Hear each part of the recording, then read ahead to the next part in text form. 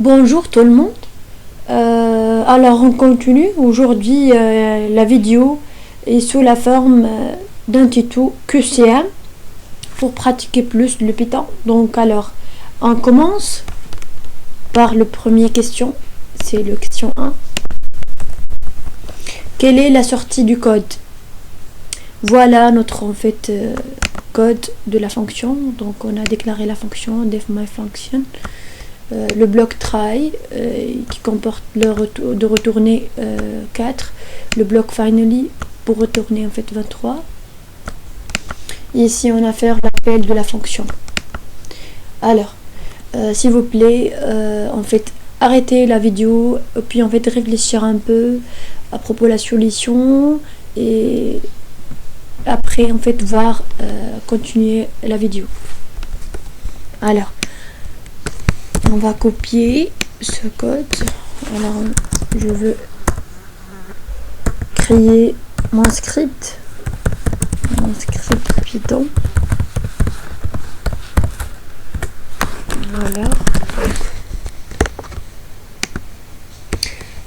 Alors il faut savoir qu'il ira toujours au bloc finally. Il y aura le retour qui est dans le bloc try. Donc il va évidemment nous retourne 23. On va voir ça tout de suite. Donc on va exécuter ce script.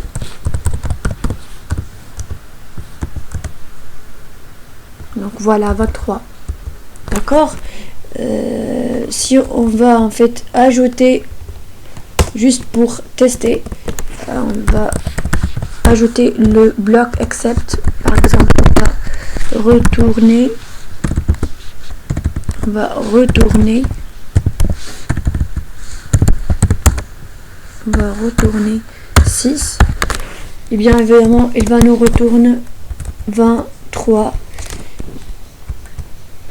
Parce que comme j'ai déjà dit s'il y a le bloc finally, on ira toujours à ce bloc qu'il va nous affiche l'output. Alors maintenant on va aller vers la deuxième question. C'est que quelle est la sortie de code? Bonne chance à tous dans l'interview.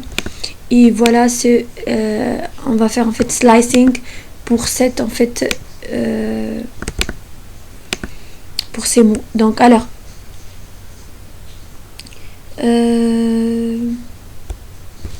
ici on va faire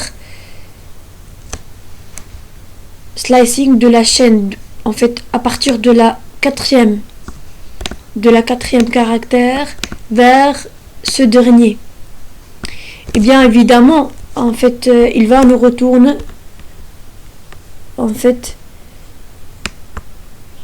ce output. Normalement l'output sera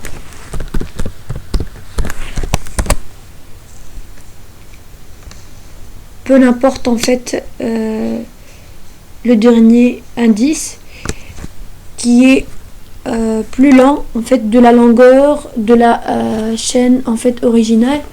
Alors je veux copier ce code.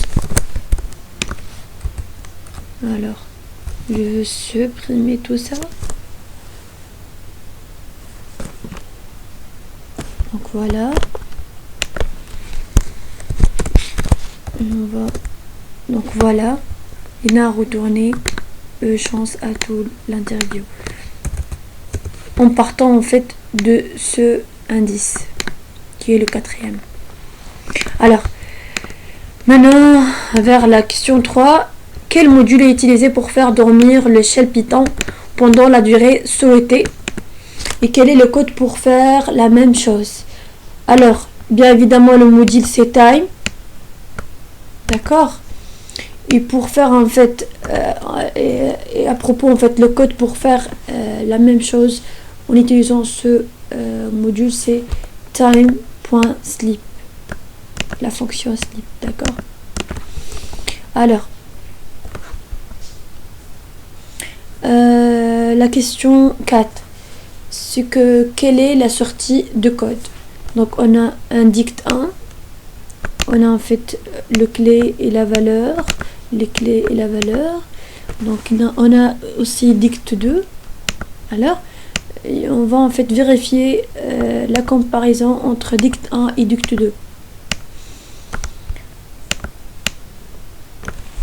Alors, on va copier ça.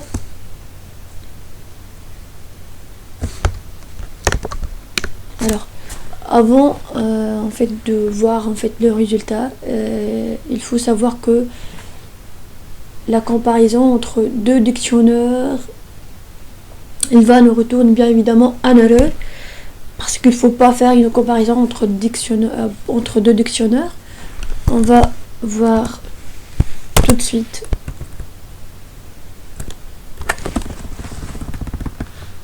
Donc on va faire, donc voilà, le génère en fait type error not supported between instance of dict and dict, d'accord. Alors maintenant, qu'est-ce que je veux dire? Donc alors, normalement on est arrivé à la fin de la vidéo. Donc n'oubliez pas de s'abonner et de mettre un j'aime. Donc au revoir et bonne chance pour tout le monde.